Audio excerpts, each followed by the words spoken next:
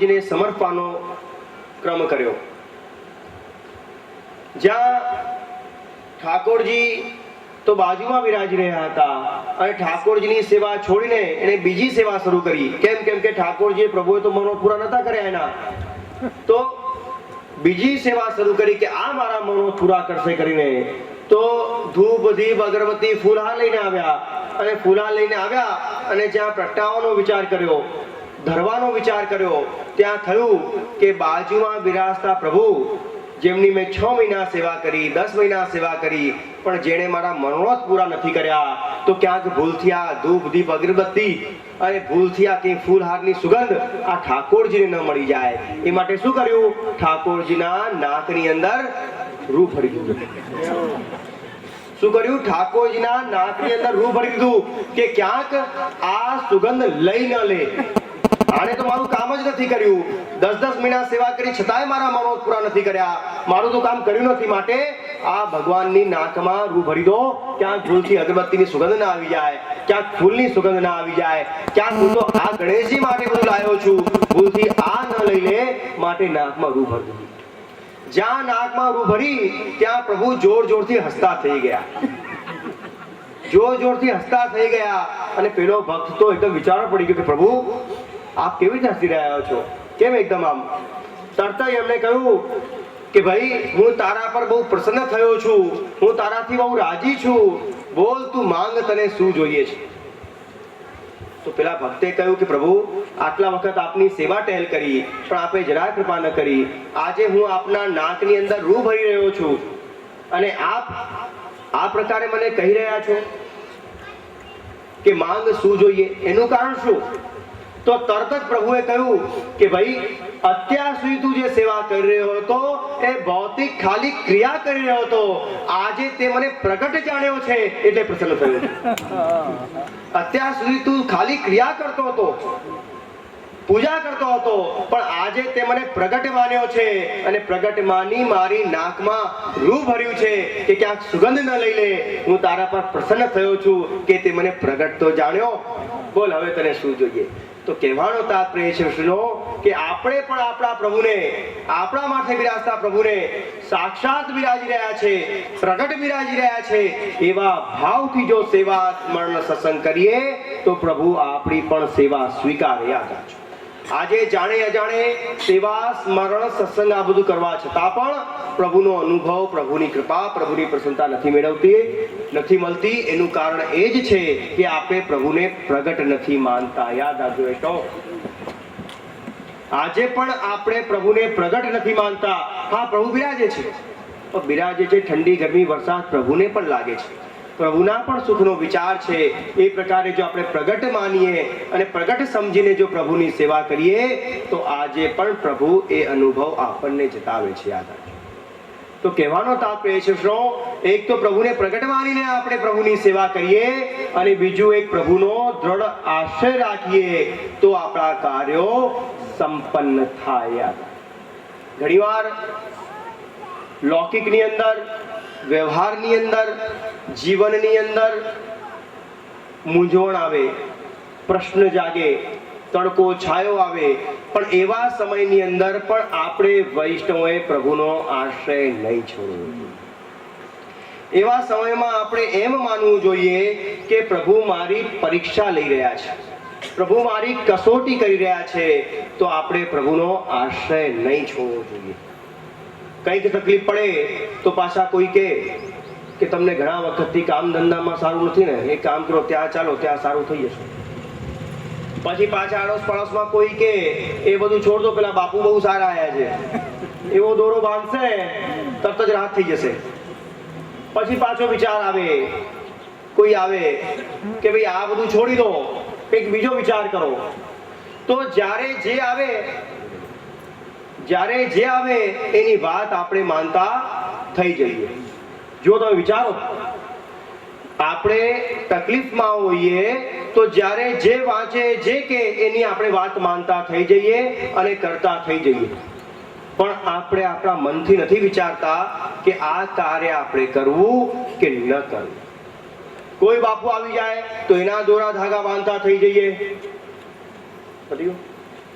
કોઈ બીજા ગુરુ આવે તો એના દ્વારા ધાગા બાંધતા આપણે થઈ જઈએ તો આ જાણે અજાણે આપણને અન્યાશે દોષ લાગે. વૈષ્ણવ એવું નહીં કરવું. એક વર્યો શ્રી ગોપીજન વલ્લભ નહીં સ્વામી બીજો. એક પ્રભુનો આશ્રય રાખીએ, એક વલ્લભનો આશ્રય રાખીએ તો બધા જ કાર્ય આપણા સંપન્ન થાય. જો હંમેશા સારા દિવસો હોય કે ખોટા દિવસો હોય એની સંખ્યા દિવસો અલ્પ હોય. દિવસો પસાર થવા માટે હોય, એ કોઈ દિવસ રોકાતા નથી. અને રાજા હોય કે રંક હોય, ગરીબ હોય કે અમીર હોય, દરેકના જીવનમાં તડકો છાયો આવે જ.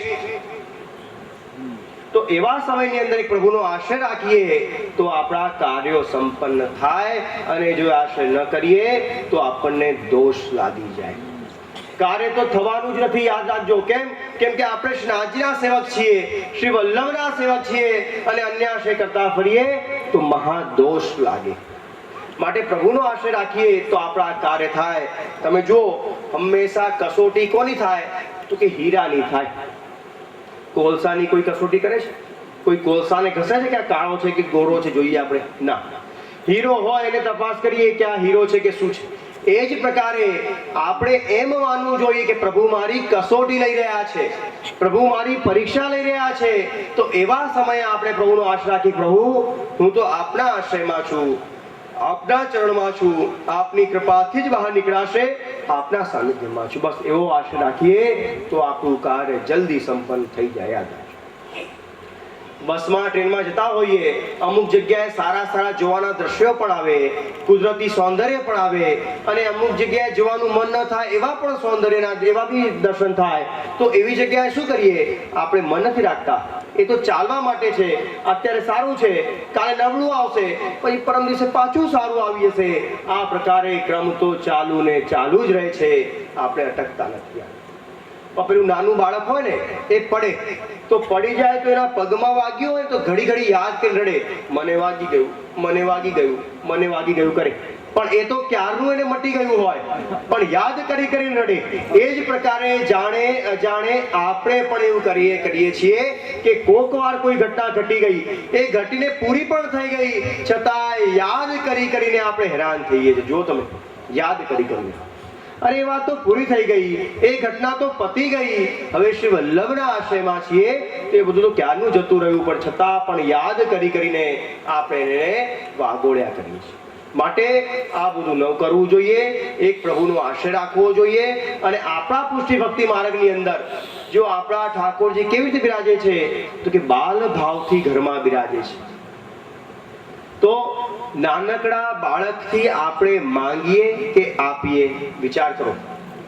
નાનકડું 5-15 વર્ષનું, 10 વર્ષનું, 7 વર્ષનું બાળક આપણા ઘરમાં હોય તો આપણે ચોકલેટ, બિસ્કિટ, આઈસ્ક્રીમ એને ખવડાવીએ કે એનાથી માંગ કરીએ? વિચારો.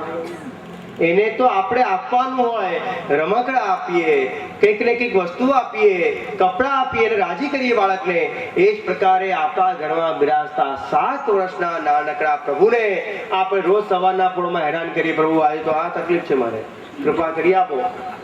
પ્રભુ આજે તો આમ થઈ ગયું, વાડીમાં પાણી નથી, જે કૃપા કરો. જે આજે તો આમ થઈ ગયું, પ્રભુ કૃપા કરો. પ્રભુ કે હું તારી હારે છું, તું શાંતિ રાખ, બધું મળશે. રોજ સવારના પોળમાં પેલો ઘરવાળો ઉઠે અને પેલી ચા પીવડાવે, અને ચાની સાથે પેલી કે મારી પાસે સાડી નથી, મારી પાસે ખાંડ નથી, મારી પાસે આ નથી, મારી પાસે દોરો નથી. તો પેલો ઘરવાળો શું કે?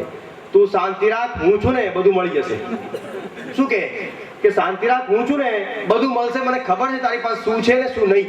એ જ પ્રકારે આપણા પ્રભુ કે છે કે તું ચિંતા ન કર, મને બધી ખબર છે, તું એક ધીરજ રાખ, એક ધૈર્ય રાખ, એક આશા રાખ, તને બધું પ્રાપ્ત થશે. પણ આપણે માંગીને પ્રભુને પરિશ્રમ આપીએ છીએ. પરમ ભક્ત અષ્ટ સખાના આપણા વૈષ્ણવ સુરદાસજી, જે આપણા શ્રી ઠાકોરજીના કીર્તન પદ ખૂબ સુંદર કરતા અને અષ્ટ સખામાં છે. એવી રીતે જ શ્રી રામ ભગવાનના પરમ ભક્ત તુલસીદાસજી, એ પણ એમની સેવામાં, એમના ગુણગાનમાં બહુ ઉચ્ચ કોટીના ભગવદી. બંને એક દિવસ ભેગા થયા અને પોતપોતાના પ્રભુના સ્વામીના ગુણગાન ગાઈ રહ્યા હતા, સત્સંગ કરી રહ્યા હતા. એ જ સમયે બંને ઉચ્ચ ભક્તો, બંને આ કૃષ્ણ ભગવાનમાં એક રામ ભગવાનમાં બંને ઉચ્ચ ક્વોલિટીના સારા ભક્તો, વૈષ્ણવ ભગવદીઓ, ખૂબ સારી ભજન કીર્તન પ્રવચન, ખૂબ સુંદર સત્સંગ કરતા. તો બંને જણા પોતાના ગુણાનુવાદ પ્રભુના કરી રહ્યા હતા. એટલામાં અચાનક અવાજ થયો કે દોડો, ભાગો, અહીંથી જતા રહો. થોડી વાર એને ઉપદ્રવ જ્યારે શાંત થયો ત્યારે સૂરદાસજી ફરતા ફરતા પુનઃ પાછા એ સ્થાને આવ્યા અને તુલસીદાસજીને મળ્યા. તુલસીદાસજીને ખૂબ દુઃખ થયું કે ભાઈ, હું રામ ભક્ત, તમે કૃષ્ણ ભક્ત, તમે પણ તમારા પ્રભુના ઉત્તમ પ્રકારના ભક્ત છો, અમે પણ ઉત્તમ પ્રકારના ભક્ત છીએ, પણ તમે તમારા પ્રભુનો આશ્રય નથી રાખતા. તમને તમારા પ્રભુની દ્રઢતા નથી. તો કે કેવી રીતે કે આ જ્યારે ઉપદ્રવ થયો ત્યારે બધાએ ભાગો ભાગોની બૂમો પાડી, તમે સાંભળતા જતા રહ્યા. પણ જો મને મારા પ્રભુમાં વિશ્વાસ છે, મને મારા રામચંદ્રજી પર વિશ્વાસ છે, હું ક્યાંય નથી ગયો, અહીંયા ને અહીંયા ઊભો રહ્યો છું. તમે એવી કેવી તમારી શ્રદ્ધા, એવી કેવી તમારી ભક્તિ કે તમારે અહીંથી જગ્યા ફેરવવી પડી, તમારે જવું પડ્યું, આવું તમારે કેમ કરવું પડ્યું? મને દુઃખ છે કે તમારી જોડે સત્સંગ કર્યો, ભજન કીર્તન કર્યા, તમારી ભક્તિ હજી કાચી છે, તમારે અહીંયા રહેવું જોઈએ. તો તરત જ સૂરદાસજી કહ્યું કે જો તમે અહીંયા ઊભા રહ્યા એ તમે પણ સાચા છો, અને હું અહીંથી ચાલ્યો ગયો હું પણ સાચો છું. તો કે કેવી રીતે? તો કે એ એવી રીતે કે તમે તો રામ ભક્ત છો. કાલ ઉઠીને તમારા ભક્તને એટલે કે રામજીના ભક્તને કોઈ સંકટ આવે, કોઈ પરેશાની આવે, કોઈ વિઘ્ન આવે તો તમારા રામ ભગવાન તો ધનુષ બાણ લઈને હાજર થઈ જશે બચાવવા. તમે રામ ભક્ત છો, તમને કોઈ દિવસ કઈ તકલીફ પડે, શ્રમ પડે, કઠિનાઈ આવે તો તમારા ભગવાન તો ધનુષ બાણ લઈને હાજર થશે. મારા ભગવાન તો 7 વર્ષના નાનકડા લાલન છે, એ મને બચાવવા ન આવે, મારે એની સેવા કરવાની.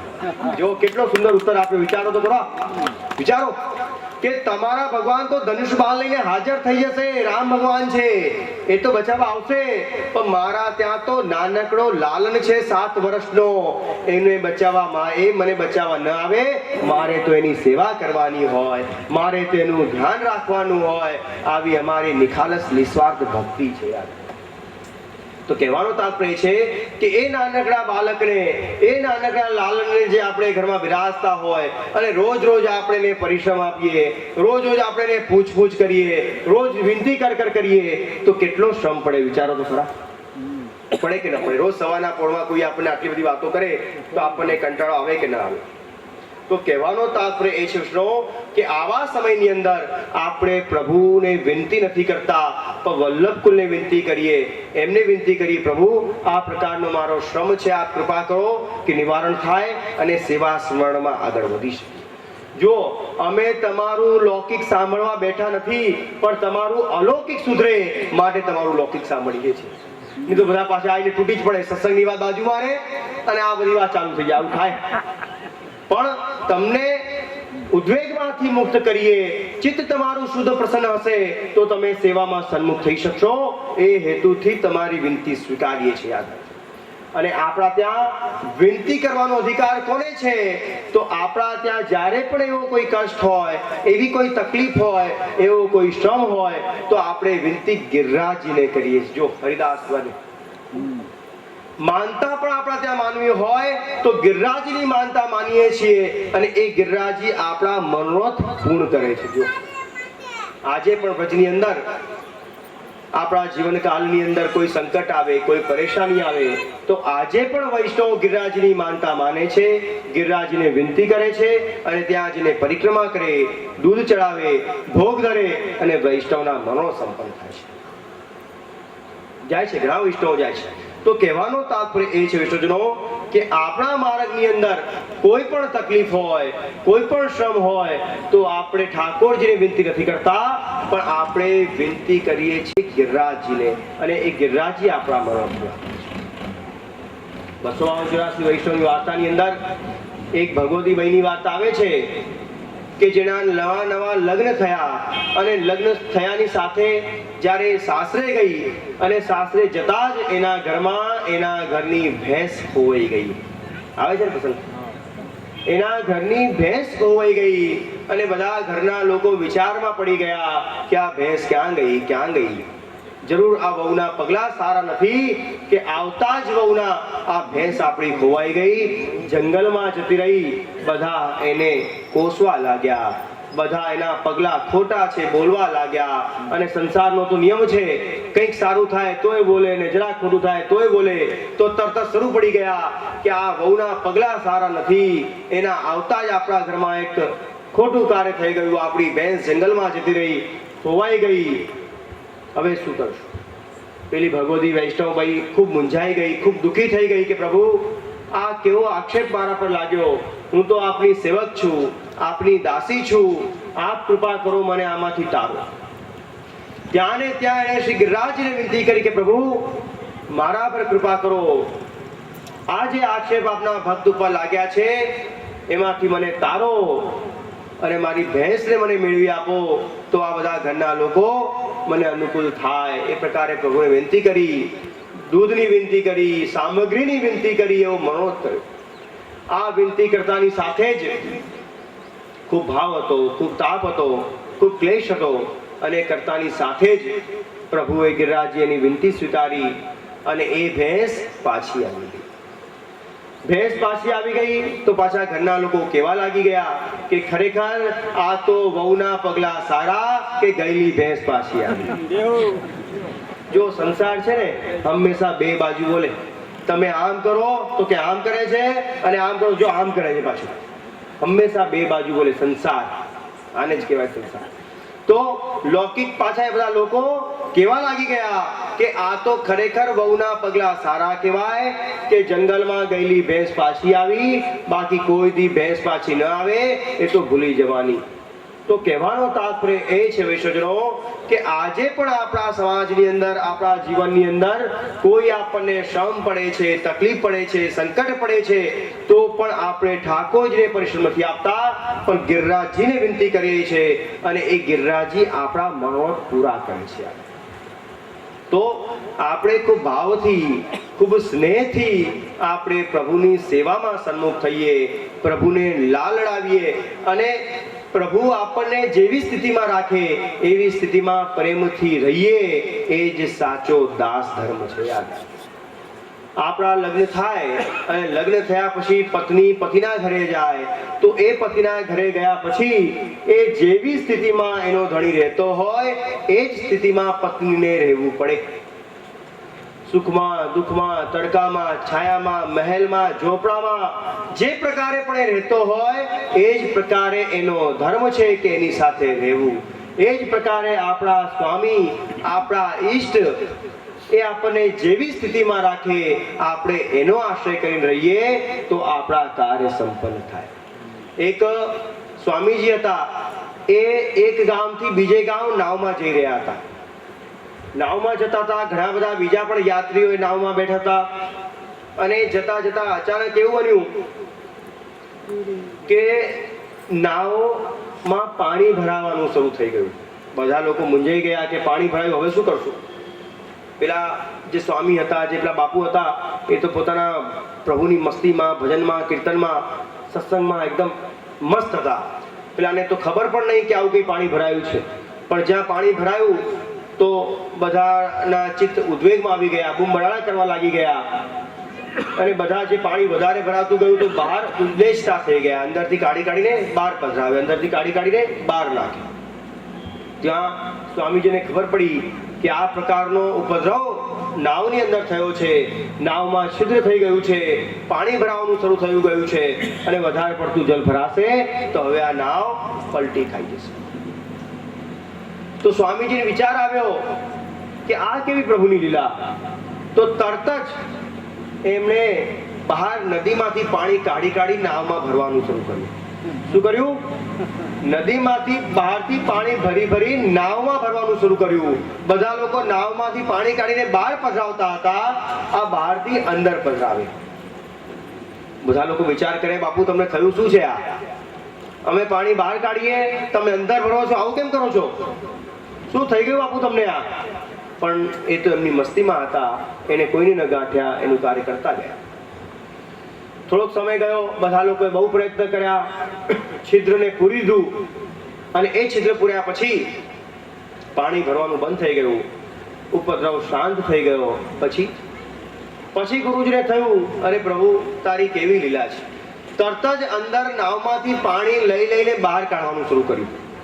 તરત અંદર નાવમાં જે પાણી ભરેલું હતું એને પાછું લઈ લઈને બહાર કાઢવાનું શરૂ કર્યું. બધા લોકોને આશ્ચર્ય થયો કે બાપુ ચોક્કસ કંઈ ગડબડ છે, આજે તમને આજે ઠીક નથી, કઈ તકલીફ છે, શું કઈ ભાંગ લીધી છે કે શું? એમ કીધું કે અમે જ્યારે પાણી બહાર ઉલેચતા હતા તમે અંદર નાખો છો, આજે જ્યારે હવે બધું થઈ ગયું તો અંદર તમે બહાર કાઢો છો. આવું કેવું? જ્યારે પાણી બહાર કાઢવાનું હતું ત્યારે તમે અંદર નાખતા હતા, અને હવે બધું જ્યારે થઈ ગયું તો ભાઈ તમે ઊંધું કરી રહ્યા છો, આવું કેમ? તો તરત જ એ સ્વામીજીએ બહુ સુંદર જવાબ આપ્યો.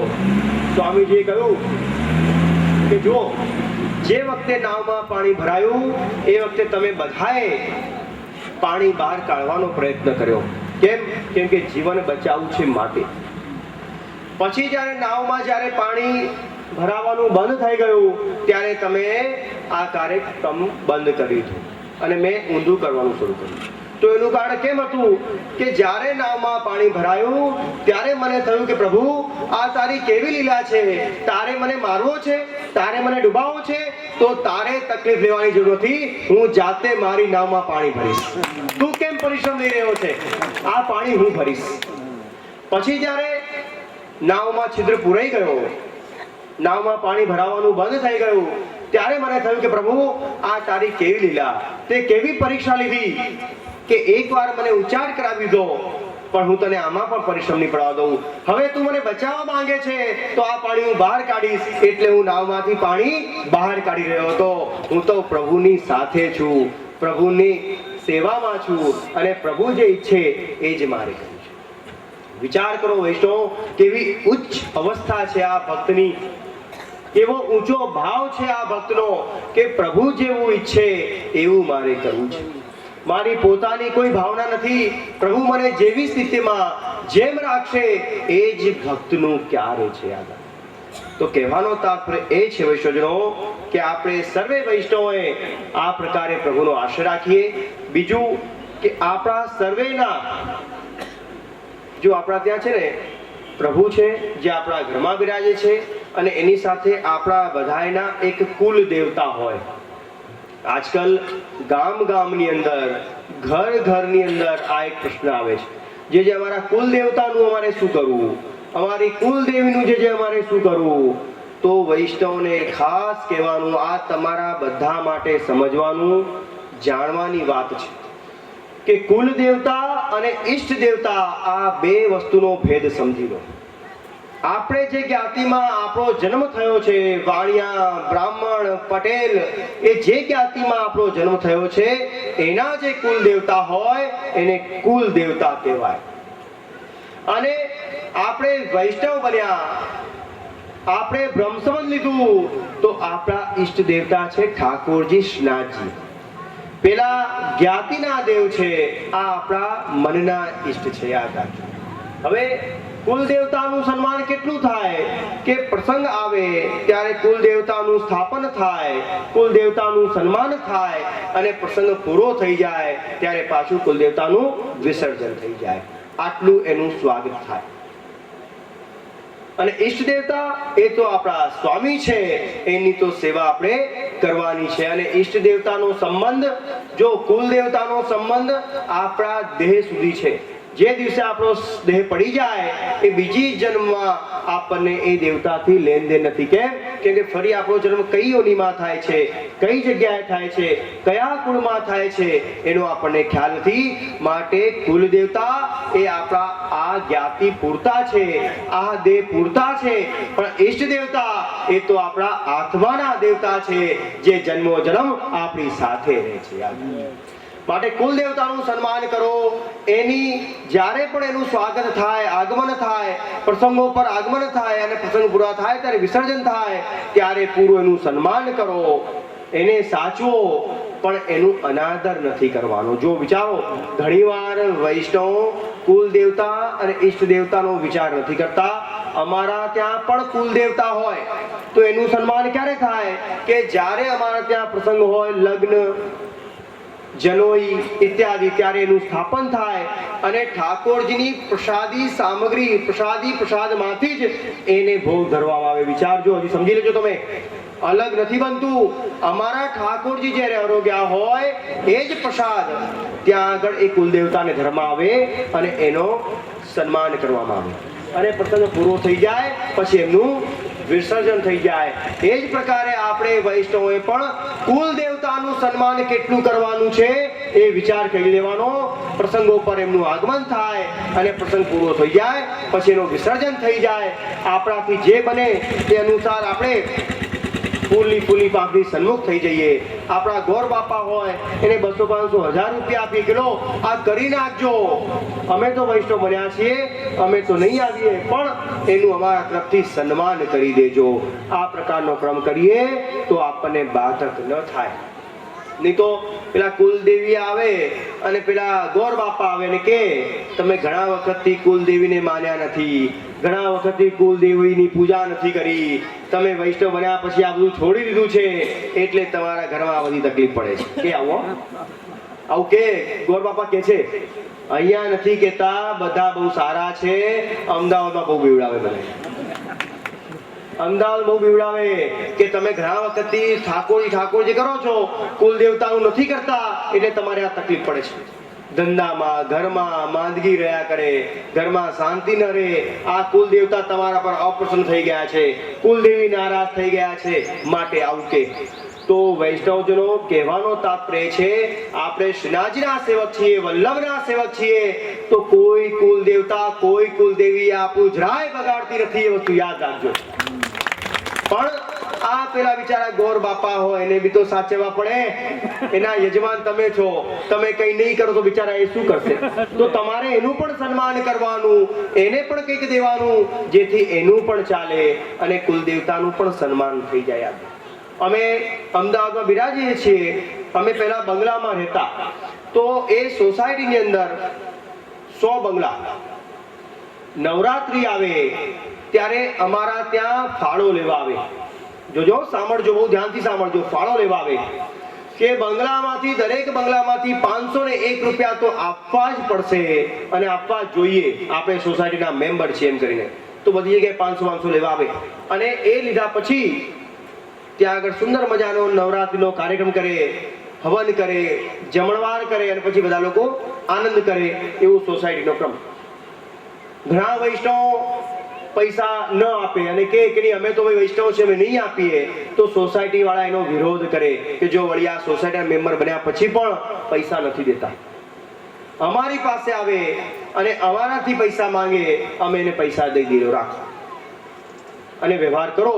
અમારે તમારો પ્રસાદ બી ન જોઈએ, અમારે તમારું આમંત્રણ બી ન જોઈએ, અમારા તરફથી જે બન્યું એ તમને દીધું. તો આ વ્યવહાર કયો છે? તો કે આ લોક વ્યવહાર છે. જો આ વ્યવહાર ન કરો તો સમાજમાંથી, સોસાયટીમાંથી કપાઈ જાઓ. આ કે અમને સહયોગ નથી આપતા, આ અમને માનતા નથી, આ અમને સહયોગ નથી કરતા, આ પ્રકારે આપણે સમાજમાંથી કપાઈ જઈએ. તો ખાલી વ્યવહાર કરવામાં ક્યાં વાંધો છે? એ 200 રૂપિયા, 500 રૂપિયા દીધા, પણ તમને શાંતિ કેટલી થઈ ગઈ? તમને બધા હસી બોલીને બોલાવશે, જય શ્રી કૃષ્ણ કરશે. વૈષ્ણવ થયા છતાં પણ તમે અમારું સન્માન કરો છો, તમારાથી રાજી થશે. પણ કટ્ટર વાત તમે ના પાડશો તો આ તો વૈષ્ણવ છે, આ તો બહુ કટ્ટર છે, આ તો મારું માને નહીં, આ તો મારું કરે નહીં. સોસાયટીમાં હોવા છતાં સોસાયટીમાંથી બહાર નીકળી જઈએ. ખરેખર આવું થાય છે. તો આવા સમયની અંદર આપણે એનું સન્માન કરીએ તો આપણો ધર્મ પણ સચવાય, આપણને કોઈ કહે પણ નહીં અને આપણું કાર્ય પણ થાય. આને કહેવાય વ્યવહારિક જ્ઞાન. જો આવું વ્યવહાર આપણે કરતા થઈ જઈએ તો બાધક ન થાય. અને એ 5-50 કોઈનું સન્માન કરવાથી કાંઈ ખોટું થતું નથી, પણ આપણો ધર્મ પણ સચવાય છે, મનમાં ઉદ્વેગ પણ નથી થતો અને લૌકિક વ્યવહાર પણ સચવાઈ જાય છે. આપણા ત્યાં ગણેશ વ્યાસજીનો પ્રસંગ આવે છે, તમને યાદ હોય તો. ગણેશ વ્યાસ શ્રી ગુસાઈજીના મહાપ્રભુજીના સેવક એક દિવસ સામગ્રી લેવા માટે ગયા અને સામગ્રી લઈને પાછા આવી રહ્યા હતા.